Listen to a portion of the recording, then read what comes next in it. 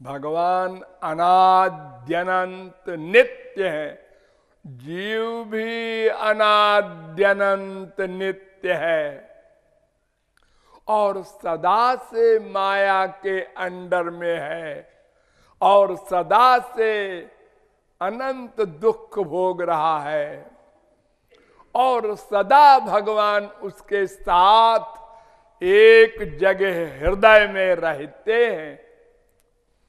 जहां जहां जीव जाता है वहां वहां भगवान उसके साथ रहते हैं। 1/100 सेकंड को भी भगवान ने साथ नहीं छोड़ा। जितने जीव उतने भगवान अपने रूप धारण करते हैं, लेकिन माया को रोकते नहीं, देखते रहते हैं, लगातार देखते रहते हैं। 1 सेकंड को और तरफ आंख नहीं करते। आप लोगों को एक कहानी बताऊं। एक पहुंचे हुए फकीर जो खुदा से मिले थे, उनके पास दूसरा एक आदमी पहुंचा जो हमेशा नमाज पढ़ता था, दिन भर नमाज पढ़ता रहे। तो उसने सुना कि ऐसा फकीर आया है एक जो खुदा से मिलता है, तो उसके पास गया और कहा, आपको खुदा मिले हैं? उसने कहा, हाँ, रोज मिलते हैं। तो खुदा से पूछिएगा कि हमारी नमाज उनको पसंद आई, मिली, अच्छा लगा उनको? उन्होंने कहा, आओ पूछ लेंगे। दूसरे दिन फिर वो गया कि आपने खुदा से पूछा? उन्होंने कहा, हाँ पूछा। तो खुदा ने क्या कहा? खुदा ने कहा कि तुम्हारी एक भी नमाज पसंद नहीं है, स्वीकार्य नहीं है। तुम एक्टिंग करते हो, फिजिकल ड्रिल करते हो, मन से नहीं करते। वो नाचने लगा, या खुदा, या खुदा, ला इलाहा इल्लल्लाह मुहम्मदुर रसूलुल्लाह, डांस करने लगा। तो फकीर ने कहा, तू बहरा है क्या? मैंने क्या कहा तूने सुना नहीं क्या? सुना? क्या सुना? यही सुना कि खुदा को मेरी एक भी नमाज पसंद नहीं है। तो तू नाच क्यों रहा है खुशी में? मैं इसलिए नाच रहा हूं कि खुदा मेरी हर नमाज देखा होगा, तभी तो जजमेंट दे रहा है कि एक भी नमाज पसंद नहीं आई। अगर एक भी नमाज वो न देखे होता, मिस कर जाता, तो कहता भाई एक नमाज मैंने नहीं देखा, लेकिन जितनी और नमाज देखी वो पसंद नहीं आई। वो तो ऐसा जजमेंट दे रहा है खुदा कि एक भी पसंद नहीं आई। इसका मतलब खुदा की नजर मेरी ओर हमेशा रहती है, हर नमाज देखता है। तो ऐसे ही भगवान हमारे अंदर बैठे हमारी ओर निरंतर देखते रहते हैं कि पता नहीं किस समय ये जीव right about turn, left about turn हो जाए, कंप्लीट सरेंडर कर दे, तो उसी क्षण हमको बहुत सारे काम करने हैं। त्रिगुण, त्रिकर्म, त्रिदोष, पंचक्लेश, पंचकोश, अविद्या, माया सब समाप्त करके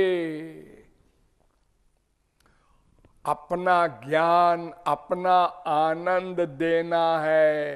ये सारा काम इमीडिएटली करना है, एक सेकंड बाद नहीं। तो हर समय देखता रहता है भगवान अपने बेटे की ओर कि अब शरणागत हो जाएगा, अब हो जाएगा। और वो दो प्रकार से प्रयत्न करता है।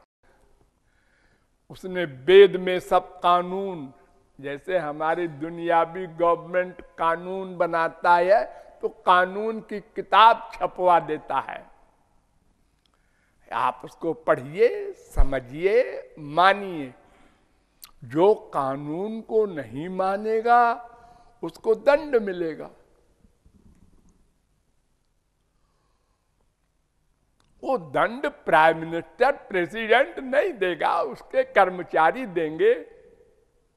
पुलिस वाले पकड़ेंगे, फिर उसको कोर्ट में ले जाएंगे, फिर जज उसका निर्णय करेगा, फिर जेल भेजेगा।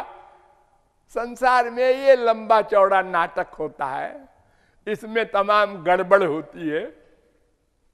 50% झूठे मुकदमे, बेगुनाहों को सजा होती है, गुनहगार छूट जाते हैं। लेकिन भगवान के यहां ऐसा नहीं होता। भगवान स्वयं गुनाहों को देखते हैं, स्वयं नोट करते हैं, स्वयं जजमेंट देते हैं, स्वयं दंड देते हैं। सब काम अपने अकेले कर लेते हैं। कोई नौकर चाकर नहीं, किसी महापुरुष को नहीं लगाते कि तुम भाई ये काम कर लेना हमारा। सब काम अकेले करते हैं। तो पहले तो कानून की किताब बनाया भगवान ने। जैसे सृष्टि किया, निश्वसित मत्स्य वेदाः, वेदों को प्रकट किया। उसमें क्या लिखा है? ऐसा करो, ऐसा करो, ऐसा करो तो ऐसा फल मिलेगा, मैं कृपा कर दूंगा, तुम्हारे सब दुख समाप्त कर दूंगा। और अगर ऐसा नहीं करोगे, ऐसा करोगे, उल्टा करोगे, तो दंड मिलेगा।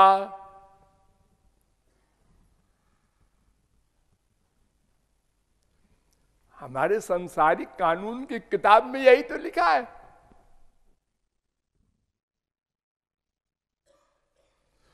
तो समझाने पर हमने नहीं माना, बुक से नहीं माना। फिर शास्त्र बनाए गए, पुराण बनाए गए, और सरल किया गया हमारे लिए कानून, फिर भी नहीं माना। संत महात्मा आए, बार बार उन्होंने समझाया कानून को, फिर भी नहीं माना।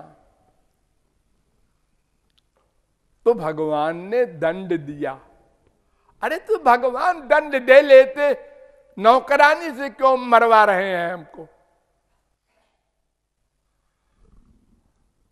नौकरानी बेटे को मारे, ये जरा बुरा लगता है। भगवान अपने हाथ से मार ले, कोई बात नहीं। अरे भगवान स्वयं मारते हैं। माया कोई पर्सनैलिटी नहीं है। माया क्या है? जैसे आपने किसी को हाथ से मारा, तो आपने मारा, यही कहा जाएगा ना? हाँ, लेकिन आपने तो नहीं मारा। आप तो अंदर जीवात्मा है, आपके हाथ ने मारा है। हाँ, और हाथ जड़ है। अगर आप निकल गए तो हाथ से कोई किसी को मार सकता है ना?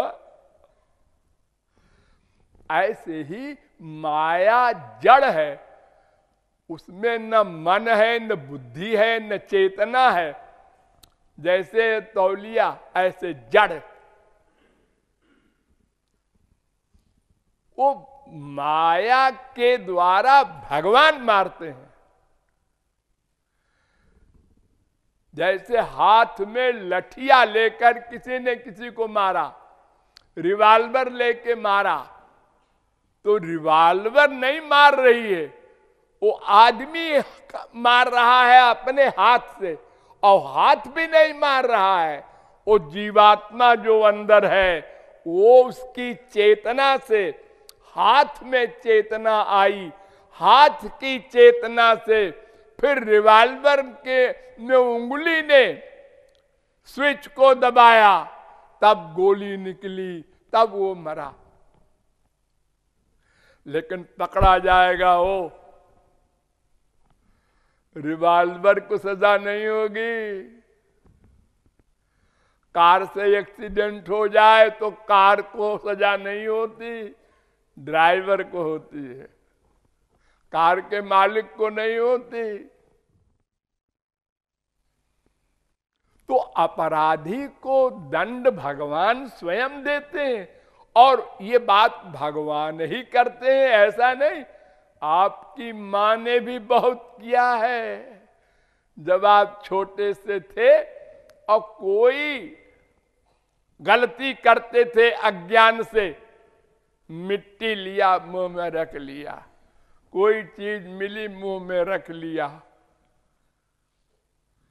गंदी से गंदी चीज हो मुंह में रख, तो कोई नॉलेज तो है ही नहीं कुछ, क्या खाना चाहिए क्या नहीं। तो मां है गंदी बात, ऐसा नहीं करते। फिर दोबारा, फिर तेबारा आपने वही गलती किया तो मां हाथ बांध देती है। अंगूठे पीते हैं बहुत से बच्चे अपना, मां अंगूठे में नीम का तेल लगा देती है, आप पियो बेटा। फिर भी नहीं मानता तो झापड़ भी लगा देती है। लेकिन दुश्मनी नहीं है। एक पेंसिल की चोरी करता है बच्चा दर्जा 1 में, और मां से कहता है मम्मी देखो ये पेंसिल लाया हूं चुरा के, और मां ने अगर कह दिया शाबाश बेटा, तो वो डाकू बनेगा एक दिन।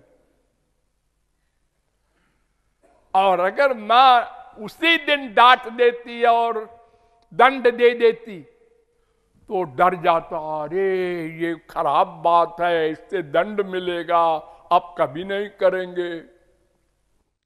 ये जितनी सजाएं मिलती है, इतना सारा गवर्नमेंट का पैसा खर्च होता है, अरे हम ही लोगों का पैसा, पब्लिक का, इतनी पुलिस, इतने मुकदमे, इतने कोर्ट, इतने जेल, इतने खर्चा।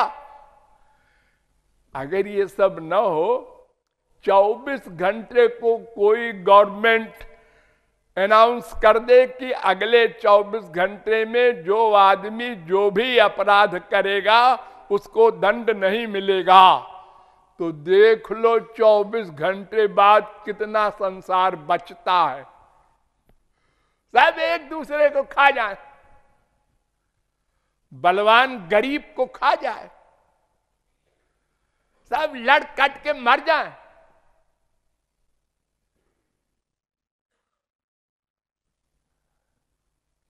अरे इतना होते हुए भी देखो क्या क्या होता रहता है।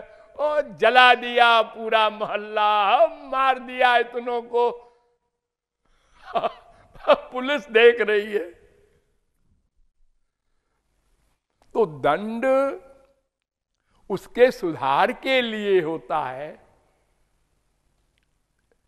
वो पुनः अपराध न करे, इस सेंस से होता है। कोई भी आदमी मर्डर किए हो और कोर्ट में कहे कि हुजूर अपनी बार माफ कर दीजिए, फिर अगर मैं दफा 323 भी करूं तो फांसी दे देना, 302 लगा देना।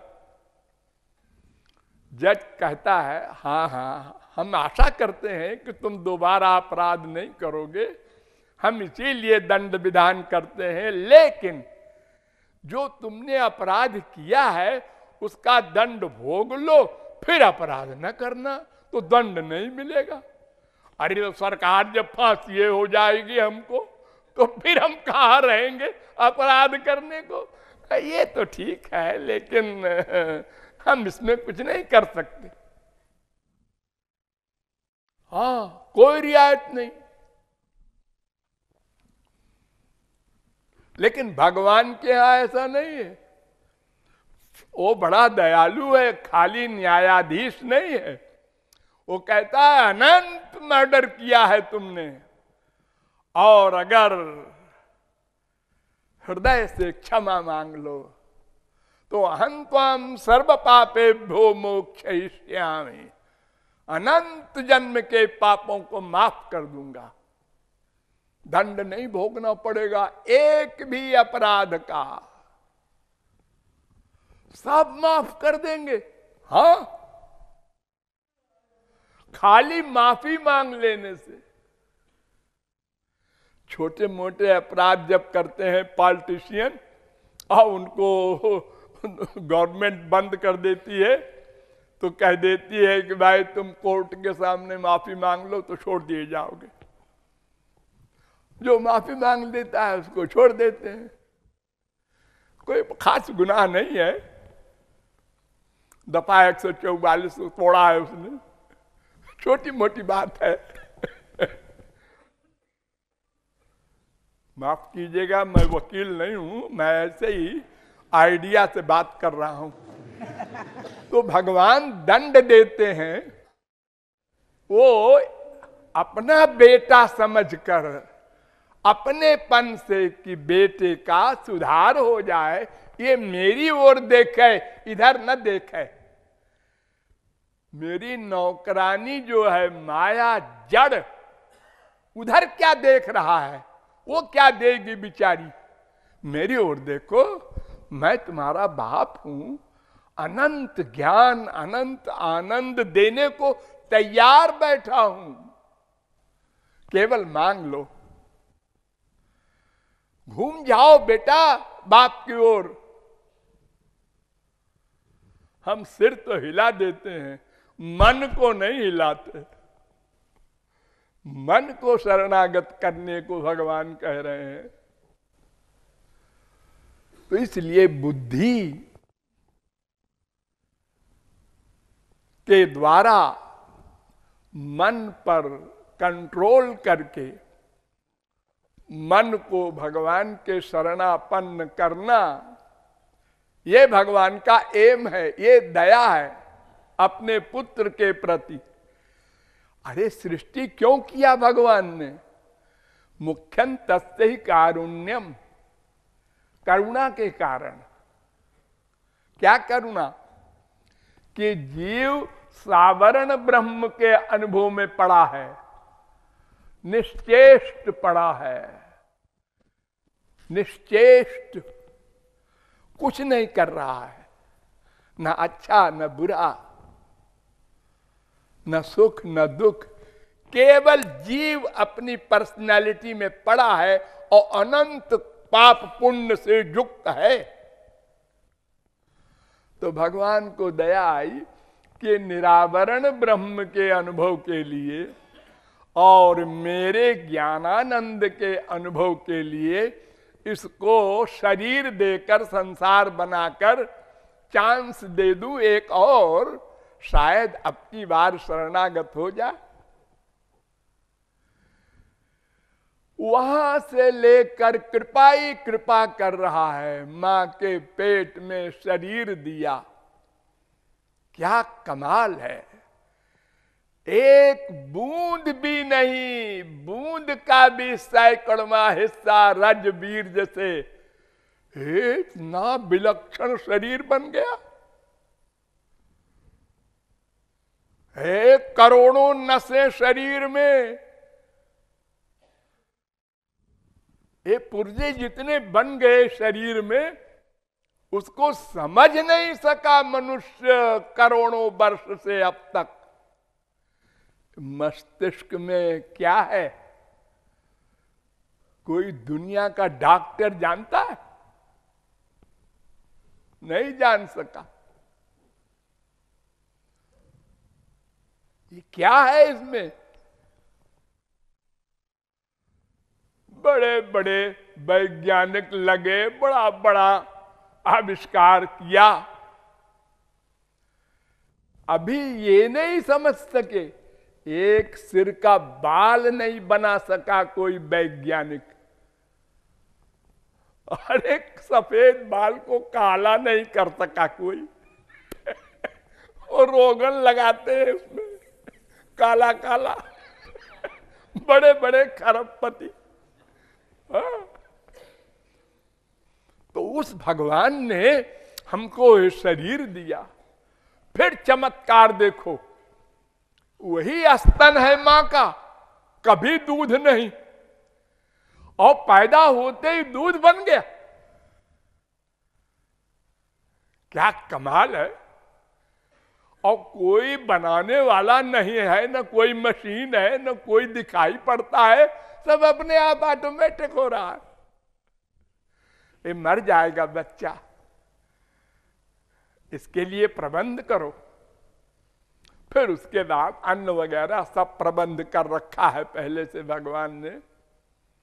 उसने कितना पूर्व जन्म में साधन किया है ये तो जानता नहीं, बेचारा भूल गया। तो फिर से ABCD पढ़े। अरे अगर किसी ने इलाहाबाद में हाई स्कूल किया है और कानपुर पढ़ना चाहता है और हाई स्कूल का सर्टिफिकेट दिखा दे तो इंटर में दाखिला हो जाता है उसका। और अगर कानपुर वाले कहें हम नहीं मानते इलाहाबाद की पढ़ाई, तुम फिर काका काका पढ़ो, तो बेचारा फिर कभी भी नहीं आगे बढ़ सकता। लेकिन भगवान स्वयं हिसाब रखते हैं, तुमने पूर्व जन्म में इतनी साधना की थी ना, हाँ उसका फल लो, तुम्हें एक संत से मिला देते हैं हम, और वो संत तुमको सब समझा देगा क्या करना है, तुम्हारी ऐसी ऐसी हेल्प करेगा। आप लोग देखते नहीं संसार में क्या हो रहा है, अंगूठा छाप। खरबपति सेठ है ये खाली साइन करना जानता है। उसके यहां बड़े बड़े काबिल नौकर चाकर हैं, वही चलाते हैं व्यापार को। इतना पैसा कैसे उसको मिल गया? उसने पूर्व जन्म में बहुत दान किया था अच्छे पात्र में, वो भगवान फल दे रहे हैं उसको। अरे ये पैदा होते ही इसकी रुचि भगवान में कैसे हो गई? युवावस्था में इसमें देखो 50 लड़के लड़कियां बैठे हैं युवावस्था वाले, इनको भगवान की क्यों सूझी? इनको तो संसार सूझना चाहिए।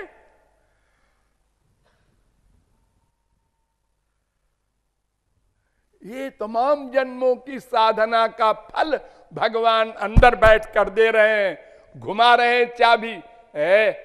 भगवान में रुचि कर रहा हूं तेरी, चल इधर। चलना पड़ रहा है उसको, मजबूर हो गया है। जिसने पाप किया है उसको पाप की ओर उसकी प्रवृत्ति नेचुरल हो रही है। एक बाप के 4 बच्चे, 4 प्रकार के। एक गाली देता है भगवान को और उसके गुरु को, दूसरा पूजा करता है, एक ही घर में। अरे मियां बीबी में विचित्र हाल है हमारे संसार में। तो भगवान इस जड़ माया के द्वारा अपने बच्चे को अपने हाथ से फैसला करके दंड देते हैं, कर्म का फल देते हैं। अरे और क्या, ये जो आंख से आप देखते हैं, मन से सोचते हैं, जिसको आप नहीं देखते, बुद्धि से डिसीजन लेते हैं, और जो मैं है उसको भी आप नहीं जानते देखते, इस सब पावर भगवान देते हैं। अंदर बैठे बैठे ये सब काम करते हैं, हमारी नौकरी करते हैं। क्यों? अरे उनके बेटे हैं। जैसे शरीर का पालन पोषण बाप करता है संसारी, उसकी ड्यूटी है। तुमने हमको पैदा किया है, इसलिए पालो पोसो, पढ़ाओ लिखाओ, काबिल बनाओ। तुम्हारे बाप ने तुमको बनाया है ना, हाँ, तो तुम भी हमको बनाओ। ऐसे ही भगवान अपने पुत्र को सब प्रकार की सहूलियत देते हैं और समझा बुझाकर कल्याण करना चाहते हैं। हम नहीं मानते, जिद पर अड़ गए तो फिर दंड देते हैं कि दुख पाएगा तो मेरी ओर देखेगा। कुंती ने भगवत प्राप्ति होने पर भगवान के सामने खड़े होकर वर मांगा, विपदा संतु न शाश्वत। महाराज हमको विपत्ति ही विपत्ति दीजिए, हमारा संसार सब छीन लीजिए। तो ये जो हमारे पीछे चिपके हैं लोग, ये सब भाग जाएंगे। पैसा है, हाँ, डॉक्टर साहब भी आ रहे हैं, मास्टर साहब भी आ रहे हैं, वकील साहब भी आ रहे हैं, बिना बुलाए। अरे करोड़पति है, इसको अपने पक्ष में रखे रहो तो हर महीने इनकम होगी।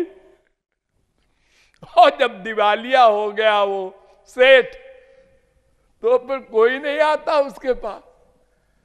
उसकी बीवी सीरियस बीमार है, और जो डॉक्टर रोज आता था वो जा रहा है रोड पर।